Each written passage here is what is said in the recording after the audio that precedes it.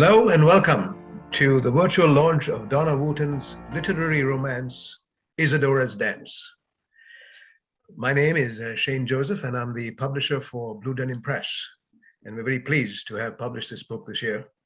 We're coming to you a little early today because we're out in the east coast of Canada, Eastern Time, and that's 2 o'clock here. And we hoped that we could catch our audiences in the UK and in Europe on the one side, and on the Pacific coast on the other side, if we pick this time slot. So we hope this works for you.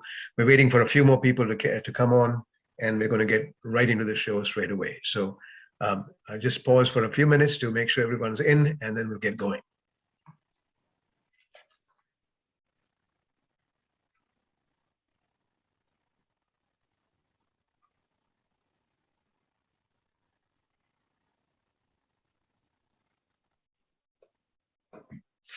Okay, so Donna is here, and I think we're all excited to get going. So let's start going. Donna, welcome. Hello, Shane. Thank you for having me. Well, I'm going to introduce you to our audience first, and then I've got a lot of questions for you, and we'll get into those. And we also would like to have questions from the audience because this is an interactive show. I'll be happy to relay the questions to Donna, and I'm sure she'll be happy to answer them. But before we get started, let me introduce you to Donna. Donna Wootton is a graduate of the Humber School for Writers in Canada. Her nonfiction book about her father, Moon Remembered, was published by Ginger Press. Her novel, What Shirley Missed, was published by Hidden Brook Press. And her poetry on Cuba was published in the anthology The Divinity of Blue. And now her next book, her latest book, up here, Isadora's Dance, is published by Blue Denim Press. So that's Donna. So Donna, I have a lot of questions for you. I know you and I worked on this book, and we bumped into a few things along the way, and there's a lot of unanswered questions in my mind. You said that you read a book once called Lucia Joyce, To Dance in the Wake, and this is the book that inspired you to write your novel. Can you tell us why? Yes, in 2010, I was in Chichester, England, attending the International Summer Workshop for MMM, Margaret Moore's Method, and I came across this book, Lucia Joyce, To Dance in the Wake, and it's by Carol Schloss, a professor. She was a professor at Stanford University at the time, and she's written extensively on Joyce and the modernists. And Margaret Morris was a pioneer in the modernist dance movement, and I have been a member of that movement for 4 decades. And what immediately struck me about the book is the cover photo of Lucia in a position that is known in MMM as the Greek position. Her legs imitate the drawing of the hieroglyphics in ancient Greek and Egyptian drawings, and that's the traditional style of the legs is offset by her upper body that is in a dance position, twisted sideways from the waist with her arms flowing backwards, and her palms are facing out. And this is a position I'm very familiar with from my dance group. Her face is not happy. Her head is bent into her shoulder, she's looking down, and a proud dancer would be looking forward. Lucia has very long arms and very long legs, so she's got a great physique for a modern dancer. And I immediately wanted to know more about this young woman. And what I learned from reading the book was that she too had been a student of Margaret Morris. And Margaret, in fact, had been like a mother to her. And unlike Lucia's real mother, Nora Joyce, who was very critical of Lucia, Margaret was very supportive. And what I also learned, it was that Lucia's dance ambitions were thwarted by her family. Good. Now, you have another famous name in this book, your protagonist, Isadora Duncan, Yes. a millennial, bearing the name of the famous dancer, Isadora Duncan. She also meets a Lucia during her travels. What is the connection between the classic Isadora and Lucia? and the Isadora and Lucia in your novel? Well, Lucia Joyce met his mother Raymond when she was 15 years old and living in Paris with her family. Raymond Duncan was the original hippie. His followers lived in a commune, and he was Lucia's first teacher. His mission, stated mission, was to restore the classical lifestyle of the ancient Greeks. He was known in Paris as the man who looked like an unbearded Ulysses. Margaret Morris, like other modern dancers of her era, Lois Hutton and Helena Venel, based their techniques on his findings. Lucia Joyce was drawn to this counterculture as it was in complete contrast to her home life. She knew about the Isadorables, which is what the ladies who danced with Isadora were called, through this association with Raymond. And while Margaret Morris was initially attracted also to his counterculture, she quickly outgrew him. Lucia may have met Isadora Duncan when they holidayed in Nice, France. She certainly met her other sister, or Raymond's other sister, Elizabeth, when she attended the school at Salzburg, Austria in 1928. And Elizabeth Duncan's school was more than a dance academy. It strived to give students discipline and physical harmony.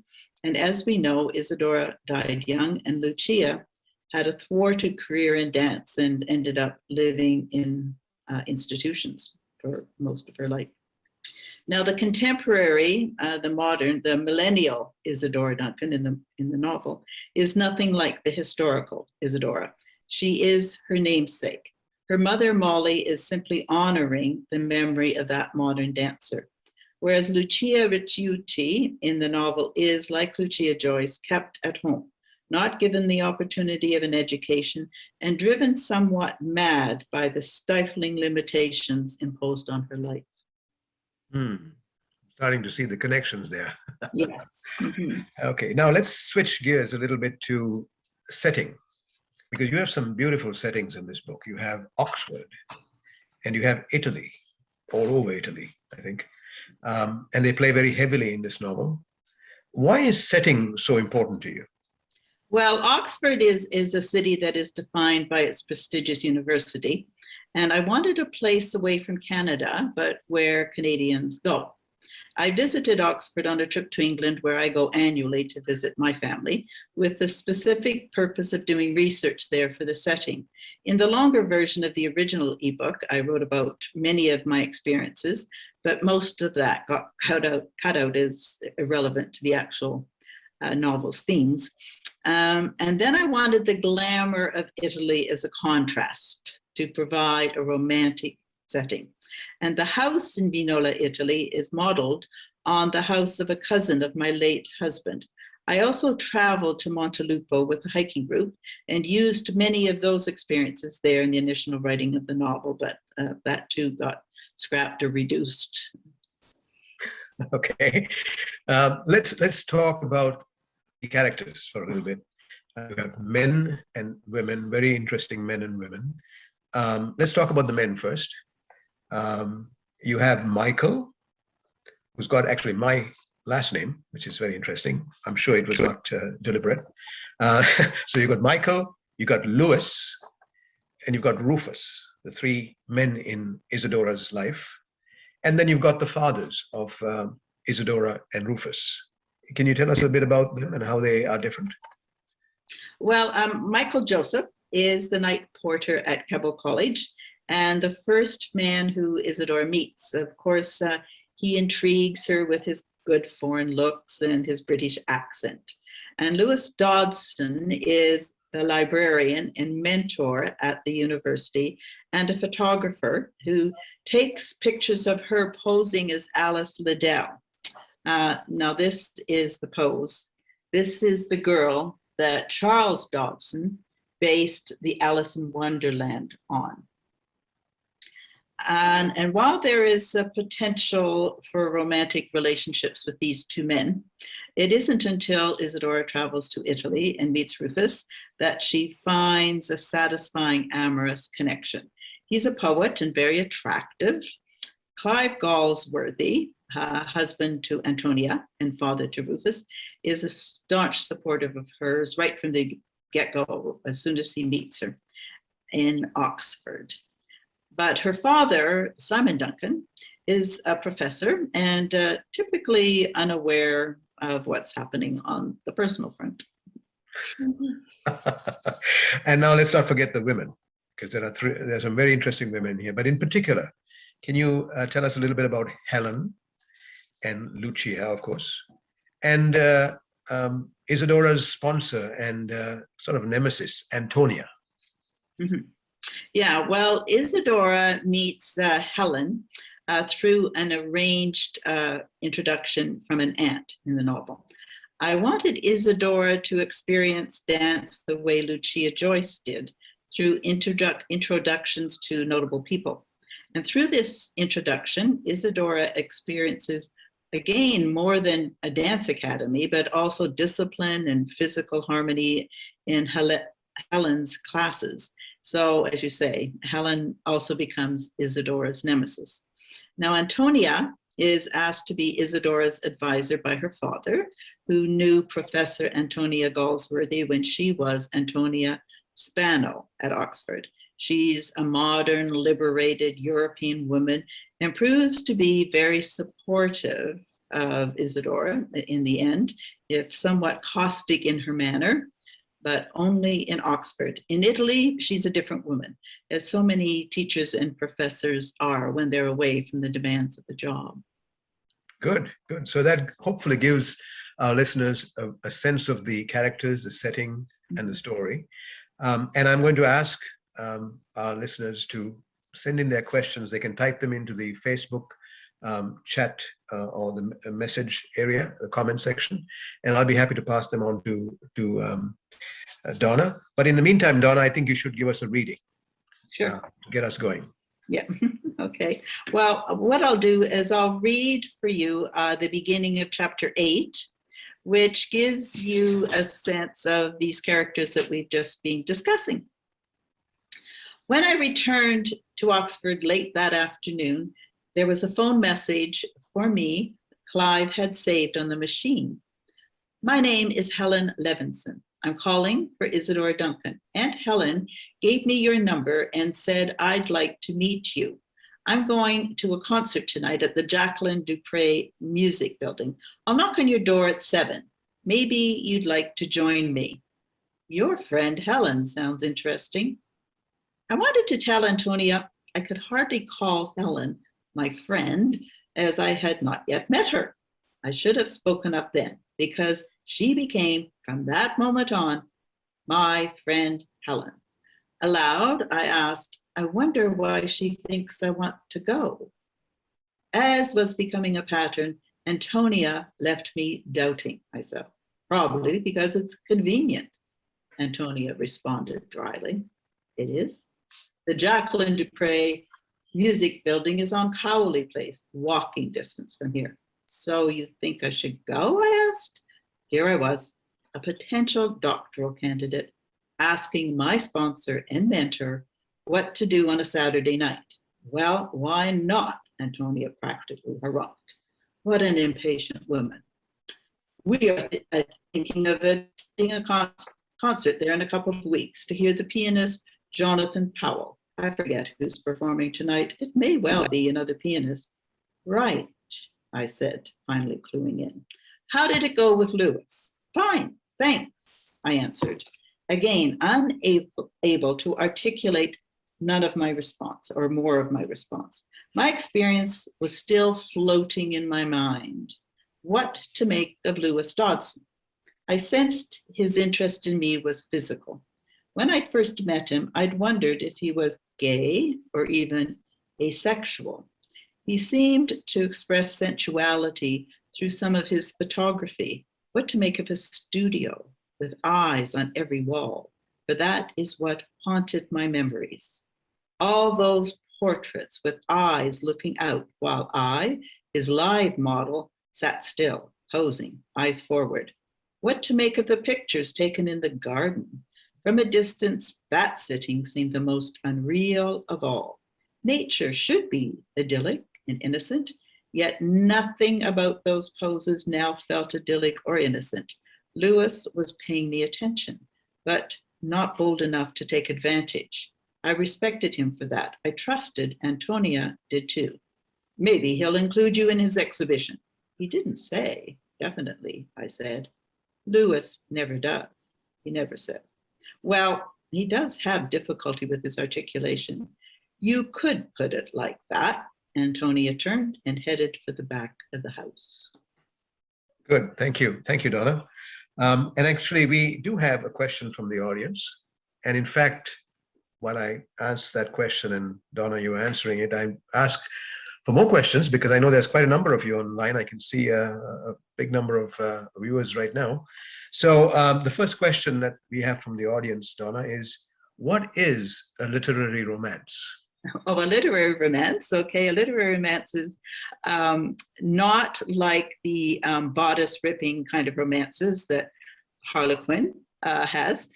It's a romance that deals with a lot of literary personalities. It starts off, for instance, when I was doing my research at Oxford, this is the program. So at the beginning, it talks about going to this play. Isadora goes to this play. And that kind of sets the scene for what happens in troubled families. And it's also, as I said, dealing with people like Charles Dodson, who wrote Alice in Wonderland. And it's dealing with people like the Joyce family. So a literary romance is simply that it's building on the literature, the historical literature background. Good, thank you. While I'm waiting for more questions, I'm going to ask you some of mine. And now we're going to dive a little deeper into this book because so far we've just set the scene. Let's go into the kind of the touchy parts of this book. This is as you say, a literary romance. It's romance. It's got passion in it. And you and I went back and forth on the sex scenes, given that Isadora was having all kinds of coming out experiences with various men and women. In a book of this nature, should the passion be muted? Should it take place off stage? Or should it simply bleed on the page? How did you choose to treat it? Well, as you say, Isadora is coming out, and in the original ebook, which was much longer, it was off stage. So because she is living at home while attending university in Canada, and here she is at 24, she's experiencing being away from her family for the first time. So rather than have all her experiences happen off stage, they are now revealed in muted fashion. Her only passion, her only real emotional desire is with Rufus. And so her relationship with him grows into a healthy adult union, an emotional investment on both parts. Good, that's well put. Now, of course, all novels, especially these romances, or literary romances as you call them, have family secrets.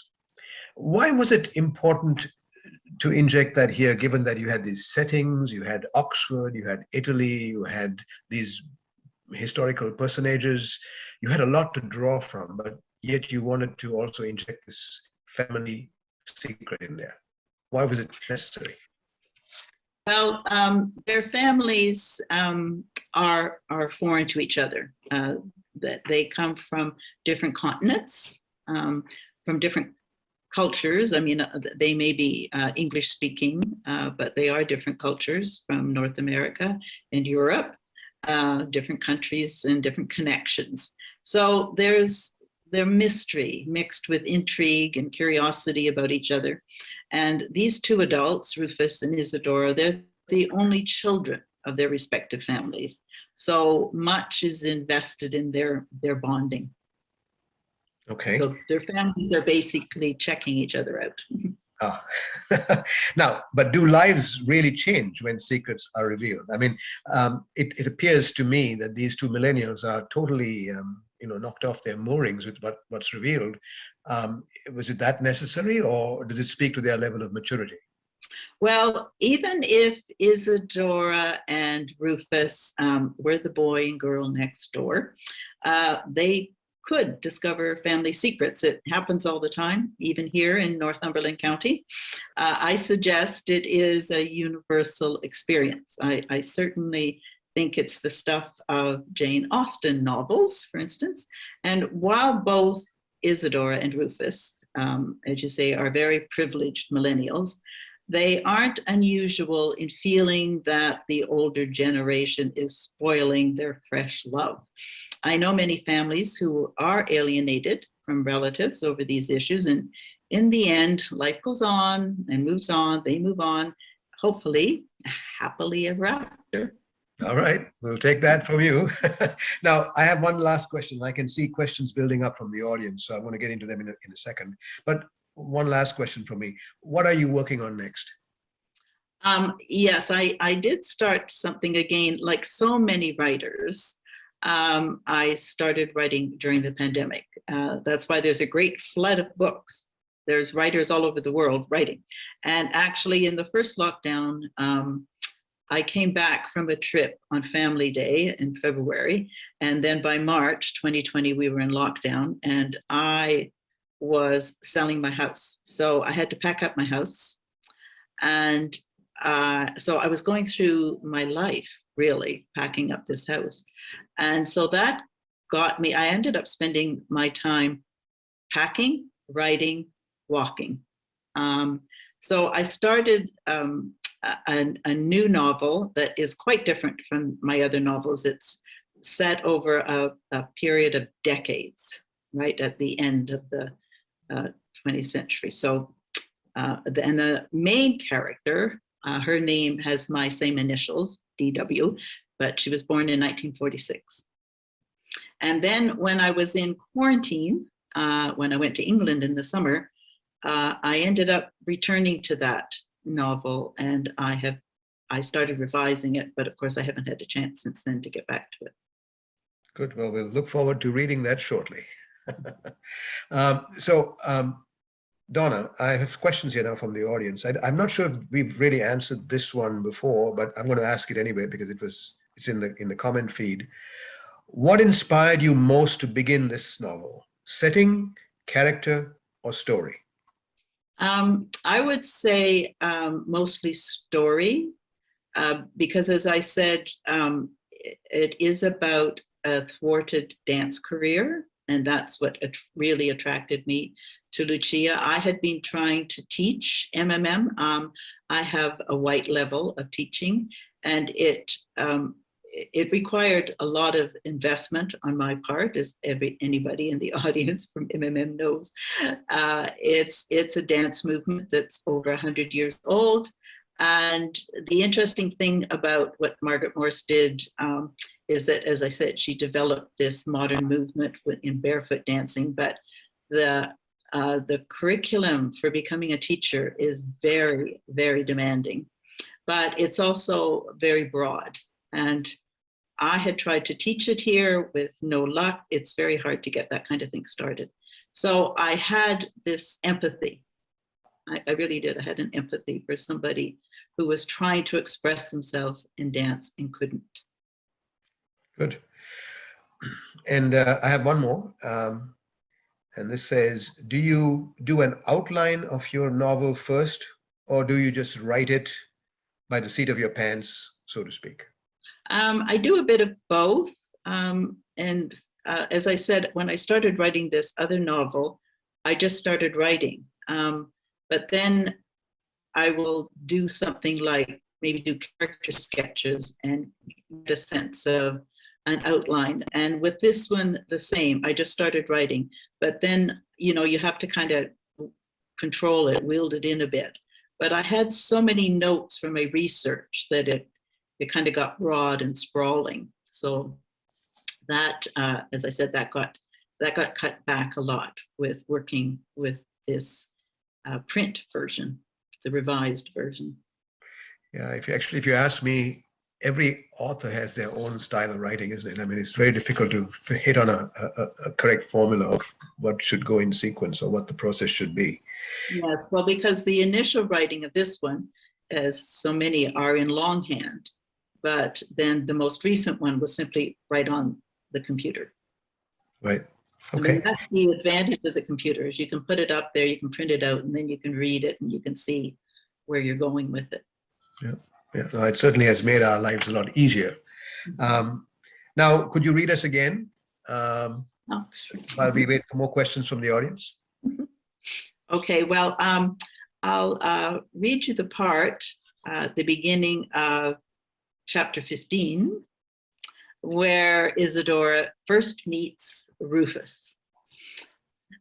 At the airport arrivals lounge in Turin, Italy, I caught a glimpse of Rufus. He was holding a large sign above his head with Isadora Duncan printed on it, looking more like a male cheerleader brandishing the name of a favorite player than a man offering a woman a ride. Coming to a standstill behind the congestion of disembarking passengers, I was not visible to him or anyone waiting in the crowd. My pulse quickened. There's no logical explanation for the first blush of love. Plenty of theories abound to describe that blush, as well as other physical responses, including a softening of the mind, a collapse of the knees, and a weakening of the heart. I felt none of those. I felt a twinge in the pit of my stomach and a sensation below that warmed my inner core. A second time, his face briefly appeared, too briefly for me to acknowledge him, but not too briefly to send my heart aflutter. It seemed I was going to react in typical fashion. Rufus was better in real life than in his picture. He was flawless, so beautiful, I was certain he would turn out to be arrogant or insensitive or both. I hoped he would be. Then I could dismiss him, which would protect me from his charm. I was feeling vulnerable after Oxford. Helen's and Michael's betrayal had left me doubting myself, my judgment, and my motives. Practically the entire time I was in Paris, I was in tears, unable to eat or focus on anything. What did I care about researching Lucia Joyce when my own world was falling apart? Good. Thank you. Now, we have one more question from the audience, and this one is going to put either you or me on the spot. Mm-hmm. I don't mind being on the spot, so I hope you don't mind either. But the question says, how much was the novel changed as a result of working closely and respecting the point of view and input of the publisher? It was changed. For instance, what happened from the ebook to this book is that all the main characters, Lucia Ricciotti, and Isadora and Rufus Galsworthy, became only children. They're the only child of their respective parents. And it just made it easier than having a whole cast of characters that could confuse things. So, for instance, when there's some reference to these twin boys, they are her cousins. And so there's lots of references to cousins rather than them being having siblings. And it did just make it cleaner and easier to work with. And it gave them something in common and made more sense about the big reveal at the end. Yes, I like that idea that they were a generation of spoiled single children. Mm-hmm. Okay, well, I think that's the questions. If there are more, we're happy to take them. Let me, in the meantime, tell everybody where this book can be purchased.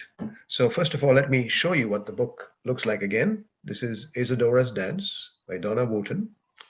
And for those who are in our local trading area here in the Northumberland County, Toronto East area, the Books and Company has the book at Picton. It's available at Lighthouse Books in Brighton, Furby Books in Port Hope, Let's Talk Books in Coburg, Happenstance at Lakefield.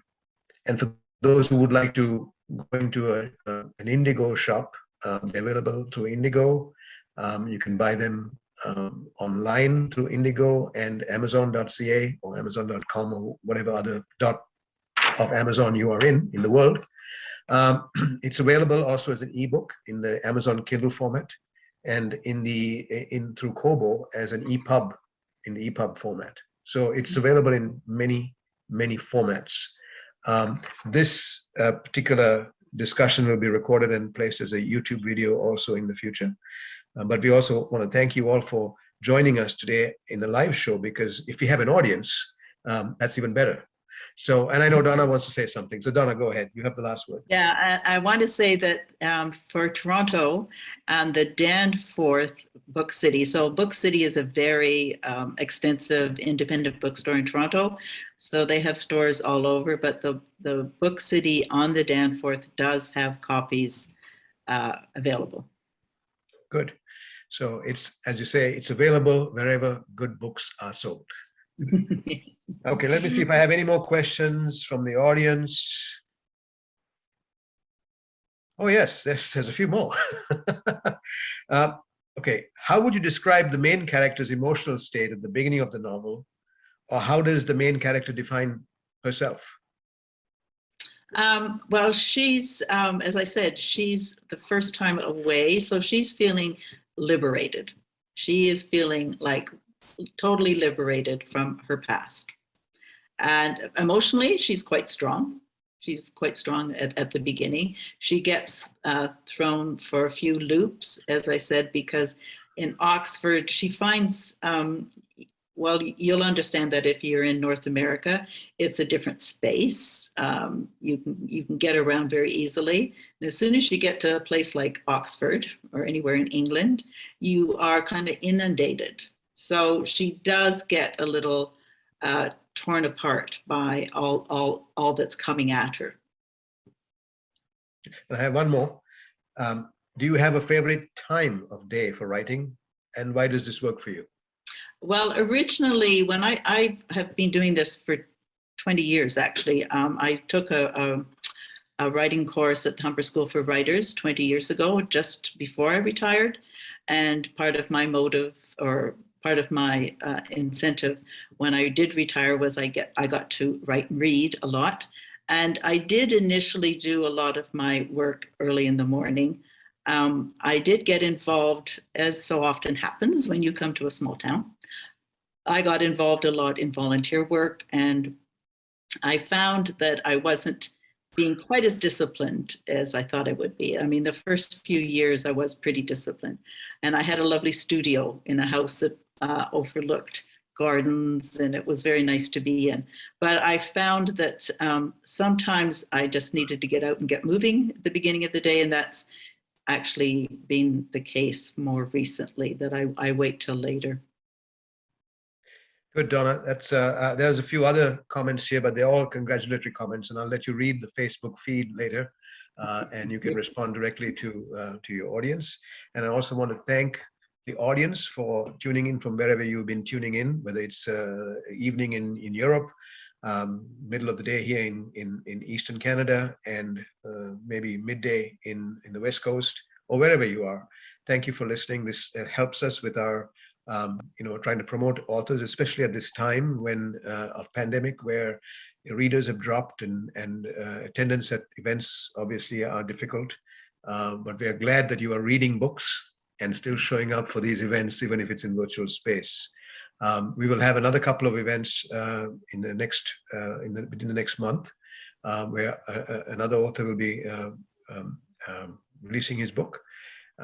Christopher Caniff with his book Intervals of Hope, and then there's also going to be a discussion between a few of our authors on the application of fate in the writing of books. So I hope you'll see those invitations there up on our Facebook page, and you'll join in there as well. And in the meantime, thank you very much for listening. Donna, thank you very much for being here today. And I hope you want to say goodbye to your audience. You can do that right now.